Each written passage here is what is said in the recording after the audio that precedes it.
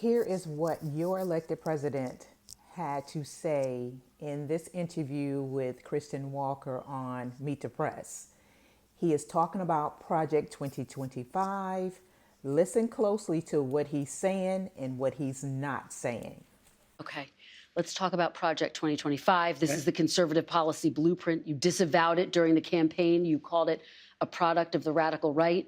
You've said some of their ideas were abysmal. I said some of it is. Some of it is very good. Some of it's very mainstream, actually. Frankly, the Democrats should have used some of it because they went, with all the transgender that they were doing or with the men playing in women's sports. Well, if they wouldn't have done that, maybe they would have done better. Well, so you take me to my question. You're now giving people involved in Project 2025 prominent roles in your administration.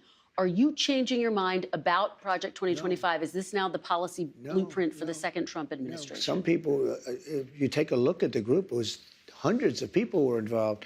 And I was actually, I reprimanded the whole group. I said, you shouldn't have placed this document in front of the voters because I have nothing to do with it and I'm the one that's running. You had no right to do this where you put 1,000-page document in front. And many of those things I disagree with. Now, many of those things I happen to agree with. Many of those things Democrats should have agreed to. And I think they would have done much better in the election because they got slaughtered. Well, I guess people see the list: Russ Vought, Brendan Carr, Peter Navarro, John Ratcliffe, Pete Hoekstra, Monica Crowley. And they think these are all of the people who were involved in or writing Project 2025. This must be a blueprint for work requirements, eliminating the Head Start program, criminalizing pornography. Is that what we can expect to see? I don't know how they voted. I don't know. I never spoke to them actually about it. And I purposely, and I told you, normally it would be just the opposite. I'd review every page. I purposely didn't even want to see it. Because when somebody like you asked me a question about Project 2025, I can honestly say I've never seen it. I have nothing to do with it. I didn't read it. Okay, so if you pay attention to what he actually said in this interview, he basically stated that initially he was upset because he stated to them, why would you put this out here? I don't have anything to do with this. I don't know anything about Project 2025. And then he goes to say,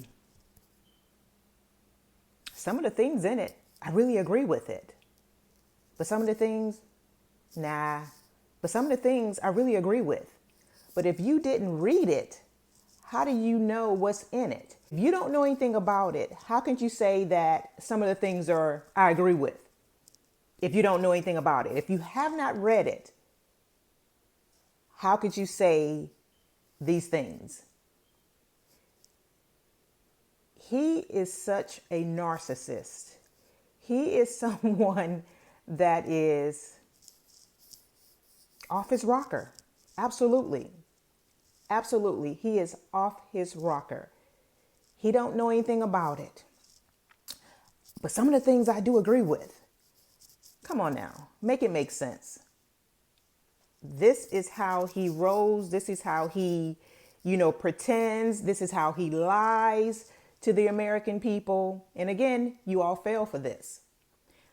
But if he don't know anything about it, like she stated, Kristen Walker stated, the American people feel like you do know about it because you are putting all these people in place that has a lot to do with Project 2025. If you don't know anything about it to a point you don't agree with it, why are all these people in your cabinet has so much to do with Project 2025, the Heritage Foundation? But again, this is what you all voted for. He is such a liar, such a narcissist. It's so ridiculous. But again, I just wanted to put my 2 cents in it, and I will see you in the next video.